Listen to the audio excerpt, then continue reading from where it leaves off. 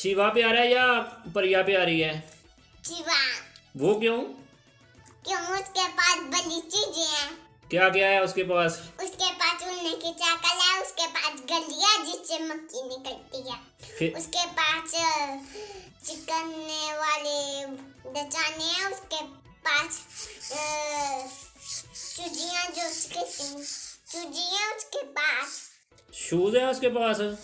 कौन से? स्केटिंग उसे जिनसे स्केटिंग मेरी तरफ देखो, वो उससे क्या होता है? ऊंचे बंदे फिसलते हैं, उसके दुश्मन फिसलते हैं।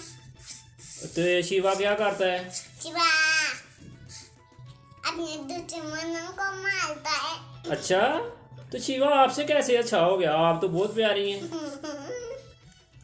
आपसे क्यों प्यार है वो? क्यों क्यों कोई कार्टून में कोई बंदा अच्छा होता है। अच्छा, तो आप नहीं कार्टून में आएंगी?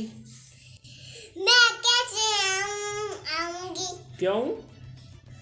क्योंकि वो तो कार्टून में होगा और मैं आ ही नहीं सकूंगी। ठीक है, अल्लाह हाफिज़। अल्लाह हाफिज। बिस्मिल्लाहिर्रहमानिर्रहीम। शुरू करता हूँ अल्लाह के नाम से जो बड़ा मेहरबान और नहायत रहम करने वाला है। अस्सलामु अलैकुम। परिया के इंटरटेनमेंट के बाद आज हम आते हैं अपने टॉपिक की तरफ। आज का हमारा टॉपिक है डीसी जनरेटर में पावर के मराहल, power stages of DC generator.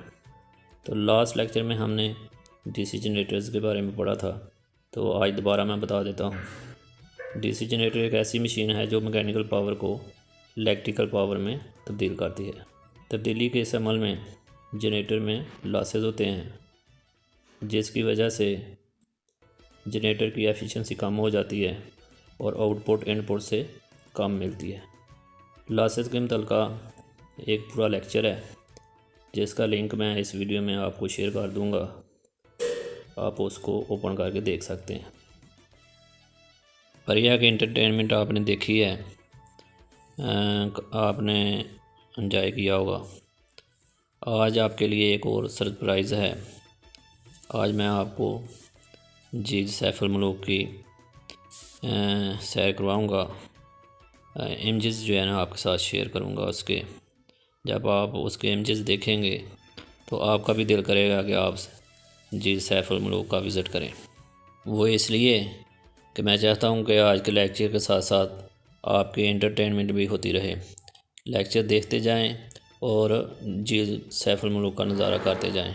Diagram की तरफ आप देखें, इसमें 3 पोर्शन हैं, ए, बी और सी। और इसके अलावा 2 पोर्शन छोटे भी हैं। सबसे पहले ए जो है ना, ये मैकेनिकल पावर है, ये जनरेटर की इनपुट होती है और इसकी यूनिट BHP होती है। 1 BHP 746 वाट्स के बराबर होता है। जब आप जनरेटर को इनपुट देते हैं तो जनरेटर चलना शुरू कर देता है। जनरेटर के चलने की वजह से जनरेटर के अंदर आयरन एंड फ्रिक्शन लॉसेस होते हैं। आयरन एंड फ्रिक्शन लॉसेस और कॉपर लॉसेस का पूरा लेक्चर जो है वो मैंने बनाया हुआ है, अपलोड किया हुआ है यूट्यूब के ऊपर।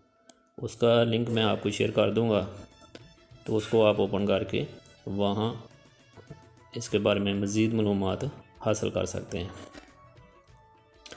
Iron and friction losses, friction जो है ना वो कार्बन बुशेस, कम्यूटेटर, बेरिंग और हवा की फ्रिक्शन की वजह से जो लॉसेस होते हैं उनको फ्रिक्शन लॉसेस कहते हैं।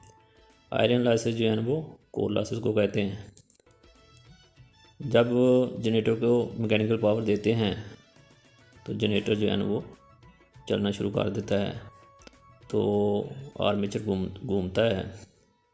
आर्मेचर घूमने की वजह से डीसी जनरेटर में इलेक्ट्रिकल एनर्जी जनरेट होती है। तो उसको हम बी पोर्शन में देख रहे हैं। डायग्राम में देखें बी, इसके लिए अंदर लिखा हुआ है total power generated in armature. Armature में जो पावर जनरेट हुई है वो बी पोर्शन से ज़ाहिर करते हैं उसको। तो इसको अगर आपने मालूम करना है तो फार्मूला ये लगाएंगे, EMF × IA। EMF electromotive force है प्रेशर है, वोल्टेज हैं, जबकि आई ए आर्मेचर में से गुजरने वाली करंट है। तो ओहम्स लॉ के तहत आप जो है ना वो पावर मालूम कर सकते हैं। आप ये फार्मूला लगाकर total power generated in armature मालूम कर सकते हैं। फार्मूला है EMF इनटू IA, पावर मालूम करने का फार्मूला। जब EMF जनरेट होती है तो जनरेटर के अंदर जो है ना वो कॉपर लॉसेस होते हैं। कॉपर लॉसेस 3 तरह के होते हैं, series copper losses, shunt copper losses, armature copper losses. Series copper losses और आर्मेचर कॉपर लॉसेस जो है ना ये वेरिएबल हैं, ये लोड के साथ तब्दील होते हैं। और जो शंट फील्ड कॉपर लॉसेस हैं ये कांस्टेंट होते हैं, ये तब्दील नहीं होते। लॉसेस के बाद जनरेटर से जो हमें आउटपुट हासिल में होती है उसे इलेक्ट्रिकल पावर कहते हैं। और इलेक्ट्रिकल पावर को अगर आपने मालूम करना है तो फार्मूला लगाएंगे V इनटू I। तो डायग्राम में आप देख सकते हैं 3 पोर्शन हैं, A B C। A mechanical power है, फिर जो है ना आयरन और फ्रिक्शन लॉसेस होते हैं, फिर इलेक्ट्रिकल पावर जनरेट होती है, फिर इलेक्ट्रिकल पावर जनरेट होने की वजह से कॉपर लॉसेस होते हैं। कॉपर लॉसेस जो है ना वो अगर इलेक्ट्रिकल पावर में से कॉपर लॉसेस निकाल दें तो हमें आउटपुट हासिल होती है, और आउटपुट को जो है ना वो VI से मालूम कर सकते हैं। डायग्राम की तरफ देखें, इसमें 3 पोर्शन हैं A B और C। अगर आपने आयरन एंड फ्रिक्शन लॉसेस मालूम करने हैं तो आप B में से A को माइनस करेंगे तो आयरन एंड फ्रिक्शन लॉसेस आ जाएंगे। इसी तरह अगर आपने कॉपर लॉसेस मालूम करने हैं तो B में से C निकालेंगे तो कॉपर लॉसेस आ जाएंगे। तो A जो है ना वो सबसे ज़्यादा होती है पावर, B उससे कम होती है, और C की पावर जो है ना सबसे कम होती है। तो जनरेटर में कुल लॉसेस जो हैं वो iron losses plus copper losses के बराबर होते हैं। और ये थे पावर के मराहल्स। एफिशिएंसी, किसी मशीन से हासिल होने वाली आउटपुट और उसकी इनपुट की निस्बत को एफिशिएंसी कहते हैं। एफिशिएंसी को ईटा से ज़ाहिर करते हैं। एफिशिएंसी का formula eta is equal to output over input. तो डीसी जनरेटर में एफिशिएंसी की 3 टाइप्स हैं। नंबर 1 मैकेनिकल एफिशिएंसी, जिसको ईटा एम से ज़ाहिर करते हैं। नंबर 2 इलेक्ट्रिकल एफिशिएंसी, जिसको ईटा ई से ज़ाहिर करते हैं।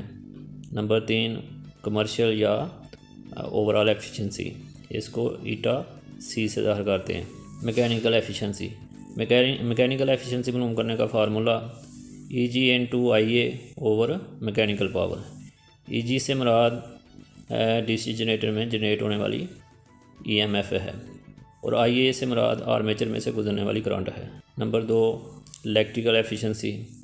इलेक्ट्रिकल एफिशिएंसी का फार्मूला है eta E is equal to V into IL over EG into IA।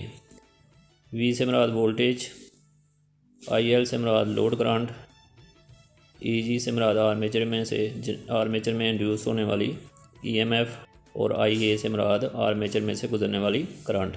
Number 3 commercial या overall efficiency. Eta C is equal to V into IL over mechanical power. V से voltage, IL से load current.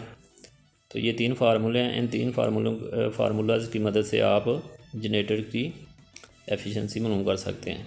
Condition for maximum efficiency, इंतहाई कारकर्दगी की हालत।